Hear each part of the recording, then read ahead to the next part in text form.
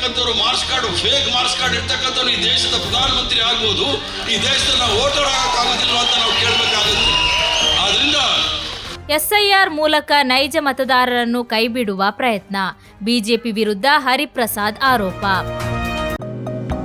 Unity hospital 4 പതിറ്റാണ്ടുകാലത്തെ വിശ്വസ്ത സേവന പാരമ്പര്യവുമായി അത്യാധുനിക സംവിധാനങ്ങളുമായി യൂണിറ്റി ഹോസ്പിറ്റൽ മംഗലാപുരം.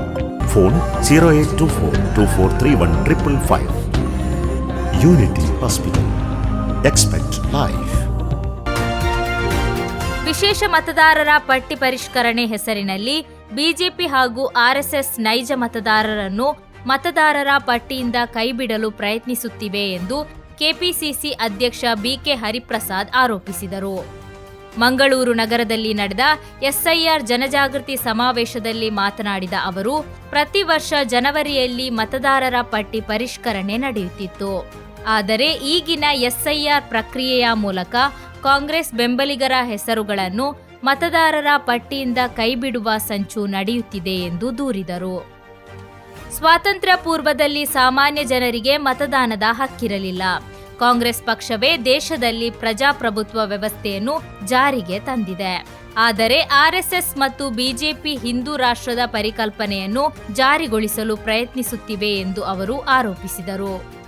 ದೇಶವನ್ನು ಕಟ್ಟಿರುವುದು ಕಾಂಗ್ರೆಸ್ ಪಕ್ಷವಾಗಿದ್ದು, ಬಿಜೆಪಿಯ ಷಡ್ಯಂತ್ರಗಳ ವಿರುದ್ಧ ಸ್ವಾತಂತ್ರ್ಯ ಹೋರಾಟದ ಮಾದರಿಯಲ್ಲಿ ಹೋರಾಟ ನಡೆಸಬೇಕಾಗಿದೆ.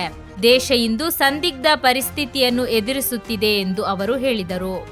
ಪಶ್ಚಿಮ ಬಂಗಾಳದಲ್ಲಿ ನಡೆದ ಚುನಾವಣೆಯಲ್ಲಿ 27 ಲಕ್ಷ ಮತದಾರರನ್ನು ಅನುಮಾನಾಸ್ಪದ ಪಟ್ಟಿಗೆ ಸೇರಿಸಿ ಮತದಾನದ ಹಕ್ಕಿನಿಂದ ವಂಚಿಸಲಾಗಿದೆ ಎಂದು ಆರೋಪಿಸಿದ ಅವರು, ಬಿಜೆಪಿಗೆ ಸಂವಿಧಾನ ಹಾಗೂ ತ್ರಿವರ್ಣ ಧ್ವಜದ ಮೇಲೆಯೇ ನಂಬಿಕೆ ಇಲ್ಲ ಎಂದು ಟೀಕಿಸಿದರು.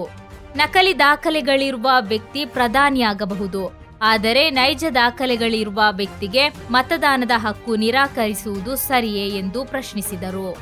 ಎಸ್ಐಆರ್ ಪ್ರಕ್ರಿಯೆ ಮೂಲಕ ನಕಲಿ ಮತದಾರರನ್ನು ಪತ್ತೆ ಹಚ್ಚಿ ಕೈಬಿಡಲಿ, ಆದರೆ ಹೆಚ್ಚಿನ ನಕಲಿ ಮತದಾರರು ಬಿಜೆಪಿ ಹಾಗೂ ಆರ್ಎಸ್ಎಸ್ನಲ್ಲೇ ಇದ್ದಾರೆ ಎಂದು ಹರಿಪ್ರಸಾದ್ ಆರೋಪಿಸಿದರು.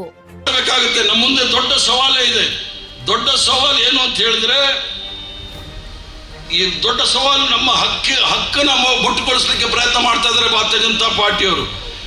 ಪ್ರತಿಯೊಬ್ಬ ಕಾಂಗ್ರೆಸ್ ಕಾರ್ಯಕರ್ತರು ಸಹ ತಮ್ಮ ಊರು, ಕೇರಿ, ಹಳ್ಳಿ, ಗ್ರಾಮ ಎಲ್ಲ ಕಡೆ ಹೋಗಿ ತಮ್ಮ ಸ್ನೇಹಿತರು, ಅಕ್ಕಪಕ್ಕದಲ್ಲಿರೋರು, ಸಂಬಂಧಿಕರು ಯಾರದೇ ಕೂಡ ಹೆಸರು ಬಿಡದಾಗೆ ತಾವೆಲ್ಲರೂ ಸಹ ನೋಡ್ಕೊಳ್ಬೇಕಾಗತ್ತೆ.